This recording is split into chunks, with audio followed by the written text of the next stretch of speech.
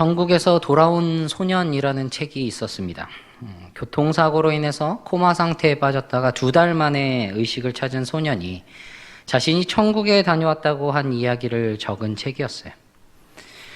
당시에 상당히 이슈가 되었고, 그래서 책뿐만이 아니라 TV에서도 그리고 영화까지도 제작이 되었습니다. 많은 인기를 끌었고 베스트셀러에까지 오르게 됩니다. 당연히 이 소년도 많은 주목을 받게 되었습니다. 시간이 지난 뒤에 이 소년이 그 모든 내용들이 거짓이었다고 고백을 합니다. 자신은 죽지도 않았었고 천국에 다녀오지도 않았었다고 말을 합니다. 그 모든 이야기들은 자신이 주목을 받기 위해서 했던 것들이라고 말했던 것이죠. 그러면서 하는 말이 성경만이 진리의 유일한 출처이고, 그래서 반드시 성경을 읽어야 하며 성경만으로 충분하다고, 우리를 대신해서 죽으신 예수 그리스도를 믿음을 통해서만 천국에 갈 수 있다고 그렇게 말했습니다. 왜 사람들은 이 소년의 이야기에 그렇게 큰 관심을 가졌을까요? 우리는 우리가 알지 못하는 어떤 신비한 것을 체험한 것에 대한 관심이 아닐까 생각이 듭니다. 사람들은 자신이 아는 것 중에서 자신은 해본 적은 없는 어떤 특별한 경험에 대해서 더 많은 관심을 가지곤 합니다. 그래서 남들이 하지 못하는 신비한 체험을 한다는 것은 꽤 큰 자랑거리가 됩니다. 사람들은 그런 것들을 자랑 삼아 말하곤 하죠. 남들이 가지 못해 본 곳을 다녀온 것, 남들이 하지 못한 것들을 해본 것, 남들이 가지지 못한 것들을 가진 것. 그런데 앞서서 말한 소년은 거짓말이었지만 실제로 천국을 본 사람이 있습니다. 오늘 우리가 읽은 본문인 고린도후서 12장에서 말하고 있는 그리스도 안에 있는 한 사람, 바울입니다. 고린도후서 12장 1절을 시작하면서 바울은 자신이 주의 환상과 계시를 말하겠다고 말합니다. 어떤 이야기를 하고 있느냐 보았더니 자신의 이야기를 마치 다른 사람이 이야기하듯이 하고 있어요. 3인칭을 써서 말하고 있는 겁니다. 내가 그리스도 안에 있는 한 사람을 아노니 그는 14년 전에 셋째 하늘에 이끌려간 자라라고 말하고 있다는 겁니다. 셋째 하늘이여 이끌려간 자, 셋째 하늘이 무엇일까 하는 질문이 생깁니다. 바울이 이 셋째 하늘이라고 말한 것은 당시에 듣는 모든 사람들은 모두 이해할 수 있는 말이었습니다. 히브리인들은 전통적으로 하늘을 3층 천으로 보았습니다. 3개의 층을 가진 하늘이라고 보았던 것이죠. 사람이 눈으로 볼 수 있는 대기권의 하늘, 그러니까 우리가 눈을 들면 보는 하늘을 1층 천으로 생각을 했습니다. 각종 기상현상들이 일어나고 새들이 날아다니며 그런 그곳이 바로 1층 천입니다. 그리고 그 바로 위가 2층 천, 해와 달과 별들과 같은 각종 별들과 행성들이 위치하는 광활한 우주를 가리킵니다. 그리고 가장 높은 곳인 3층 천은 하나님과 천사들이 머무르고 장차 부활한 의인들이 영원히 살게 될 곳으로 그렇게 믿고 있었던 것이죠. 그래서 구약에 보면 열왕기상 8장에서 솔로몬이 하늘과 하늘들의 하늘이라고 이야기를 합니다. 그렇게 표현을 하는데 이곳은 하나님께 합당한 영광과 존귀의 장소로 여겨지는 곳이었다는 겁니다. 그러니까 유대인들에게 있어서 셋째 하늘은 고대로부터 하나님께서 계시는 거룩한 처소로 여기고 있었다는 것이죠. 헬라적인 사상에서도 이 셋째 하늘이라 함은 우주 넘어서 광활하고 가늠할 수 없는 무한한 공간을 의미한다는 것이에요. 그러니까 당시 사람들에게는 이 셋째 하늘이라는 것이 이해할 만한 것이라는 겁니다. 거기에 바울은 4절에서 이 셋째 하늘이 무엇인지 분명하게 말해주고 있습니다. 낙원이라고 말하고 있는 겁니다. 2절에서 말했던 것과 같은 것을 반복을 하면서 낙원에 이끌려가서 말로 표현할 수 없는 말을 들었으니 사람이 가히 이르지 못할 말이로다 라고 말하고 있는 것이죠. 말로 다 표현할 수도 없고 사람이 말해서도 안 되는 그런 말씀을 들었고 그러한 체험을 했다는 겁니다. 그 어떤 사람들이 했던 그 어떤 체험보다도 특별한 중에 특별한 체험이라는 것이죠. 엄청난 자랑거리입니다. 굉장히 특별한 일이에요. 그런데요, 바울은 이것에 대해서 어떻게 말했냐면 1절 시작에서 무엇을 이야기를 했냐면 무익하나마 내가 부득불 자랑하노니, 풀어서 말하면 이런 거예요. 다시 말하면 자랑하는 것은 유익한 것이 없는 것이지만 그래도 자신이 원하는 것이 아니지만 할 수밖에 없는 상황에 몰렸기 때문에 자랑을 할 수밖에 없구나라는 것을 이야기를 하고 있다는 것이죠. 그래서 자신이 이름이 아니라 3인칭을 사용하면서 이런 사람이라는 것을, 그리고 이런 사람을 자랑하겠다고 말했던 것입니다. 그러면 왜 자랑하는 것이 이로울 일이 없는데 왜 자랑을 했느냐? 그것은 이 고린도 후서를 쓴 배경과 관련이 있습니다. 고린도에는 성도들을 미혹해서 심각한 위해를 가하는 거짓 교사들이 있었습니다. 그들은 바울의 사도권에 대한 불신을 조장시켰어요. 그래서 바울은 이 거짓 교사들, 그 거짓 사도들의 가르침에 현혹되지 않도록, 그리고 그들의 잘못된 주장을 파회하기 위해서 이런 자랑을 할 수밖에 없었다라고 말하고 있는 것이죠. 그러니까 결국 무엇을 말하고 있느냐? 누가 하나님의 참된 종인가? 라는 그런 질문에 대해서 그 스스로 답을 해주고 있다는 겁니다. 바울은 굉장히 신비한 체험을 하였어요. 거짓 사도들이 거짓말로 환상을 과장해서 자랑하는 행위를 통해서 바울은 그런 것이 전혀 없다, 저 사람은 사도가 아니다, 그렇게 비난했던 것을 바울은 변증을 하고 있습니다. 거짓 사도들이 어떤 특별한 환상을 보았다 한들 바울이 지금 그 셋째 하늘에 가서 보았던 그 체험한 것과 비교하면 아무것도 아닌 그런 일들이에요. 그런데 보면 바울은 그 이야기하던 것들을 다 밝히지 않습니다. 뭔가 말하다가 만 것 같은 그런 느낌이에요. 그런 말 있잖아요. 우리나라 사람들을 가장 화나게 하는 방법이 두 가지가 있는데, 첫 번째는 말을 하다가 마는 것이고, 바울이 이런 식으로 말을 하고 있다는 거예요. 말을 하다가 만 것과 똑같은 그런 느낌이에요. 천국에 대해서 셋째 하늘을 갔다 왔는데 말을 할 수가 없다, 이렇게 이야기를 하고 있는 것이죠. 바울이 그것들을 정말 다 이야기를 한다면 더 신비한 일들이 밝혀지고 그 어떤 사람이 본 적도 없고 경험한 적도 없고 말한 적도 없는 것들을 말해줄 것인데 바울은 그렇게 하지 않고 있다는 겁니다. 정말 너무나 자랑스러운 일을 감추어 두고 있다는 것과 같아요. 낙원을 친히 보여주셨는데 그런 환상과 계시를 본 이 바울이 그것을 말하지 않는 이유가 무엇일까요? 한번 고민해보면 먼저는 자신의 말이 와전될 것을 염려한 것일 수도 있습니다. 그런데 그보다 더 큰 이유가 있어요. 바울이 정말 하고자 하는 말들은 오늘 우리가 읽은 7절부터 10절까지의 내용이고 앞부분의 내용들은 그것을 위한 배경으로 삼는 것으로 볼 수가 있습니다. 그러니까 바울은 얼마나 신비한 체험을 했고 그런 것들을 한 것이 하나님의 참된 종임을 나타내는 것이 아니라는 것을 말해주는 겁니다. 거짓 사도들은 어떤 특별한 체험이 하나님의 종이라는 것을 나타내는 것이라고 말했어요. 그러면서 그것을 위해서 거짓으로 꾸며내고 그런 환상과 계시들을 말하기도 했습니다. 그러나 바울은 실제로 하나님께서 그것을 보여주셨음에도 그것을 말하지 않았어요. 말로 표현할 수도 없고 사람이 말할 수도 없는 것이므로 밝히지 않고 있다는 겁니다. 하나님의 참된 종임을 나타내기 위해 특별하고 어떤 신비한 체험을 자랑해야 한다는 것을 결코 말하지 않고 있는 것입니다. 그럼 실제로 낙원을 보고 온 천국을 체험한 바울이 그것을 말할 수 없는 것이라고 아무것도 밝히지 않았는데 천국을 다녀왔다고 말하는 사람들이 있다? 믿을 수 없고 믿어서도 안 되는 일이라는 겁니다. 그래서 바울은 오늘 이렇게 말합니다. 나를 위하여는 약한 것들 외에 자랑하지 아니하리라. 보통 사람들은 강한 것을 자랑합니다. 자신이 잘하는 것, 자신에게 잘 드러나는 것, 자신의 뛰어난 것을 자랑하기 마련이에요. 그런데 바울은 아닙니다. 약한 것들을 자랑하겠다고 말하고 있는 거예요. 여기에서 누가 하나님의 참된 종인가에 대한 두 번째 대답을 보게 됩니다. 강하고 뛰어난 것이 아니라는 겁니다. 본문의 전장인 고린도후서 11장 말미에서 바울은 여러 가지 자랑을 하고 있어요. 여러 다른 사람들이 자랑을 하니까 자신도 자랑을 하겠다고 말하면서 이렇게 자랑을 시작하는데 이게 과연 자랑이 맞나 싶습니다. 뭘 이야기하나 보았더니 옥에 많이 갇힌 것을 이야기합니다. 유대인들에게 매를 많이 얻어맞은 것을 자랑을 해요. 채찍에 맞고 돌에 맞고 그런 것들을 자랑을 하고 있는 것이에요.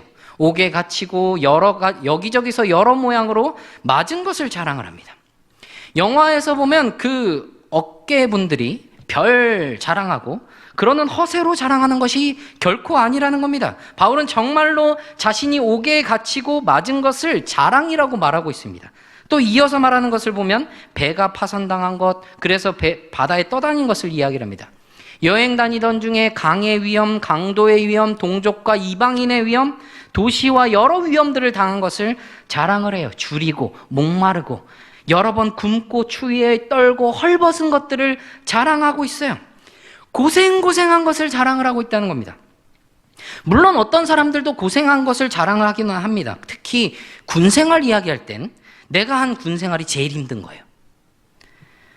근데 그 이면에 담겨있는 의미는 무엇이죠? 고생을 자랑하는 것이 아니라 그 고생을 겪은 나는 이런 사람이다라는 것을 말하고자 하는 겁니다. 근데 바울은 그렇지 않아요. 뭐라고 말하냐면 고린도후서 11장 30절에 내가 부득불 자랑할진대 내가 약한 것을 자랑하리라. 나의 약점들을 자랑하겠다고 말하는 바울이 그 보이고자 하는 의미가 있다는 겁니다. 엄청난 체험을 하고도 자랑하지 않는 바울, 자신의 강함이 아니라 약한 것들을 자랑하겠다고 하는 바울, 왜 대체 그는 자신의 강점이 아니라 약점을 자랑하겠다고 하고 자신이 체험한 특별하고도 신비한 체험을 자랑하지 않는 것인가? 다른 사람이 보기에는 그런 특별한 체험들이, 그런 강하고 위대한 것들이 하나님의 참된 종의 증거인 것처럼 보일 텐데 말입니다. 고린도 교회에서는 누가 더 큰 체험을 하고 누가 더 많은 체험을 하는 것들, 그래서 그것들로 인해서 다투던 일들이 있었습니다. 누가 더 강하고 누가 더 특별하고 누가 더 좋은 스펙을 갖고 있고 누가 더 뛰어나고 누가 더 일을 많이 하냐, 이런 것들에 대해서 분쟁을 하고 있었던 겁니다. 그러나 바울이 보여주는 분명한 점은 체험을 한 것이 중요한 것이 아니라는 겁니다. 그런 한 체험을 하게 한 이유와 목적을 알아야 한다는 거예요. 무엇이 진짜 목적입니까? 하나님이 누구신지, 예수 그리스도께서 누구신지, 하나님께서, 예수님께서 우리를 위하여 무엇을 하셨는지 그것을 알게 하시기 위해서 주셨다는 겁니다. 바울이 예수님을 만난 것, 여러분들 잘 아시는 장면이잖아요. 정말 극적이에요. 그런 엄청난 경험을 통해서 주님의 사도가 되었습니다. 이방인들에게 보내준 그 사도가 되었는데 바울이 자랑하는 것은 그런 체험이 아니었어요. 오히려 자신이 죄인 중에 괴수였고 주님이 자신을 만나주신 것을 통해서 자신이 변화되었던 것을 강조합니다. 즉 주님을 만난 것을 자랑하고 있다는 거예요. 그게 초점이라는 겁니다. 하나님을 아는 것, 예수 그리스도를 아는 것, 주님께서 우리를 위해 하신 일을 아는 것, 즉 복음을 알고 복음을 만나고 깨닫는 것이 중요하다고 말하고 있다는 겁니다. 그것을 아는 사람이 그리고 그것을 행하는 사람이 하나님의 참된 종임을 말하고 있는 것이에요. 그것을 7절 이후에 분명하게 보여주고 있습니다. 그것을 아는 사람이 어떤 사람인지 말입니다. 바울은 자신이 받은 엄청난 계시들 때문에 그 환상들과 체험들로 인해서 그가 자만하지 않게 하시려고 육체의 가시를 주셨다고 말하고 있어요. 자만하지 않게 하려고 2번이나 반복해서 말하고 있습니다. 강조를 하고 있는 것이에요. 바울은 자신이 자랑하겠다고 말했던 그 약한 것들 중에서 가장 약하고 고통스러운 것을 이야기를 합니다. 가시, 헬라어로 스콜롭스라고 불리는 이 단어는 말뚝, 막대기, 가시라고 번역되는 그런 뜻으로 사용되는데 끊임없이 괴롭히고 끊임없이 짜증나게 하는 그런 가시라는 의미를 나타내고 있어요. 상당히 괴로운 것이라는 말입니다. 이 육체의 가시에 대해서 여러 견해들이 있는데 영적인 것으로 이해하는 견해도 있는데 분명하게 오늘 본문에서는 육체, 헬라어로 사르크스라고 말을 그렇게 사용했기 때문에 육체적인 것으로 이해하는 것이 더 맞는 것이라고 봅니다. 그래서 육체적인 질병으로 당시에 그 지역적 풍토병인 말라리아, 그래서 말뚝으로 박힌 듯한 그런 고통을 받았다는 견해가 있습니다. 또 어떤 학자들은 안질, 그리고 그 안질로 동반되는 두통이라고 이야기를 하기도 합니다. 또 다른 견해는 간질병이라는 주장이 있기도 해요. 말라리아든지 간질이든지 안질이든지 그 어떤 것이라든지 어떤 거죠? 사역에 상당히 어려움을 주는 것들이면 분명합니다. 끔찍한 고통뿐만이 아니라 사람들을 만나고 복음을 전하는 바울에게 있어서 정말 분명한 약점이었을 것이 분명하다는 거예요. 안질로 인해서 눈이 잘 보이지 않으면 사역에 어려움이 많을 겁니다. 복음을 전하던 중에 간질로 인한 발작이 일어나면 그 또한 사역에 쉬운 일이 아닐 거란 말이에요. 말라리아로 마찬가지로 끔찍한 고통을 동반하기 때문에 어려움이며 또한 약점입니다. 그래서 바울은 이 육체의 가시가 떠나가도록 주님께 간구합니다. 8절에 보면 3번이나 주님께 간구했다고 말하고 있어요. 그때 주님이 응답하십니다. 그게 9절이에요. 나에게 이르시기를 내 은혜가 내게 족하도다. 이는 내 능력이 약한 데서 온전하여짐이라 하신지라. 바울이 원했던 응답이 육체의 가시가 빠져 없어져 버리는 것이라면 바울의 기도는, 그의 간구는 응답되지 않은 것입니다.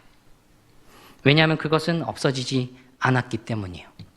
복음서에서 예수님께서 병자들을 고치신 것처럼 네 자리를 들고 일어나라, 저 못에 가서 눈을 씻으라, 아니면 어루만지든지 그런 것들을 한 것이 아니야. 그에게 이르시기를 내 은혜가 내게 족하도다. 그 말씀뿐이셨던 겁니다. 때로 우리는 우리가 처한 어려움이나 아픔이나 이런 것들로 인해서 기도할 때 그런 것들이 사라지는 것만을 응답이라고 생각할 때가 있어요. 그리고 그것이 이루어지지 않으면 하나님께서 나의 기도를 들으시지 않는 건 아닌지, 하나님께서 나를 생각하시지 않는 것이 아닌지, 그렇게 마치 하나님이 나를 사랑하시지 않는 것 같고 나와 함께 하시지 않는 것처럼 여길 때가 있다는 겁니다. 바울을 보세요. 그의 가시 제거되지 않았습니다. 여전히 육체의 가시가 그를 괴롭히고 있어요. 그러나 그는 주님께서 그에게 내 은혜가 내게 족하다라고 말했을 때 여전히 그 가시가 그와 함께 있지만, 그에게 남아서 여전히 큰 고통을 주지만 더 이상 그 가시를 제거해달라고 기도하지 않습니다. 내 은혜가 내게 족하도다. 이는 내 능력이 약한 데서 온전하여짐이라. 그렇게 말씀하실 때 그 말씀을 듣고 바울의 반응이 무엇입니까? 그러므로 도리어 크게 기뻐함으로 나의 여러 약한 것들에 대하여 자랑하리니 이는 그리스도의 능력이 내게 머물게 하려 함이라. 도리어 크게 기뻐했다고 말하면서 자신의 약한 것들을 자랑하겠다고 또다시 이야기를 하고 있는 바울입니다. 무엇을 위하여입니까? 그리스도의 능력이 자신에게 머물도록 하기 위해서라고 말하고 있는 것이죠. 그래서 다시 한번 반복해서 10절에서 이렇게 말해요. 그러므로 내가 그리스도를 위하여 약한 것과 능욕과 궁핍과 박해와 곤고를 기뻐하노니 이는 내가 약한 그때에 강함이라. 약점들, 병약한 것들, 모욕과 궁핍과 박해와 곤란을 겪는 것들을 기뻐한다는 것, 이해하기 어려운 일입니다. 그러나 바울은 기뻐한대요. 왜요? 약한 그때에 강하기 때문이라는 겁니다. 그리스도의 능력은 오히려 약한 가운데 능력으로 나타난다고 말하고 있는 거예요. 그리스도의 은혜는 우리 스스로가 약한 것을 인식할 때, 약한 것을 깨닫고 주님 앞에 고백하며 나아갈 때 그것을 깨달을 수 있게 된다는 겁니다. 그 은혜가 충분한 것을 깨닫게 된다는 겁니다. 하나님의 참된 종이라면 어떤 특별한 체험을 해야 하고 하나님께서 강하게 하시는 것을 드러내야 한다? 내가 잘나고 뛰어나고 강한 게 자랑이어야 한다면 바울은 자랑할 게 넘치고도 넘치는 사람입니다. 그가 얼마나 뛰어난 사람이었게요. 언어에도 능통하고 율법도 잘하는 사람이었습니다. 엘리트 중에 엘리트예요. 게다가 로마 시민이기까지도 합니다. 그런데 바울은 그런 것들을 자랑거리로 삼지 않습니다. 오히려 약한 것들에 대해서 자랑을 했습니다. 왜요? 그리스도의 능력이 자신에게 머무르게 하기 위해서요. 자신의 그 약함 속에서 그리스도의 능력이 나타나는 것을 보이기 위해서입니다. 신앙생활에서 중요한 것이 얼마나 많은 것들을 체험하고 내가 얼마나 뛰어난 모습들을 나타내는가가 아니라는 겁니다. 내가 얼마나 하나님을 아는가, 내가 얼마나 알기를 사모하는가, 그리스도의 능력이 나에게 머무는가, 그게 더 중요한 것이라는 말입니다. 우리의 약함 속에서 능력을 나타내시는 하나님의 강하심을 바라보아야 한다는 겁니다. 나에게 어떤 특별한 것이 없고 나에게 어떤 강한 것이 없다고 도리어 약하고 아프고 어려운 점들만 있다고 해서 주저앉아 있을 이유가 없는 거예요. 내가 약한 것을 아는 것이 은혜고 하나님의 은혜가 나에게 족한 것을 아는 것이, 그 은혜가 충분하다는 것을 아는 것이 참된 하나님의 종이라는 겁니다.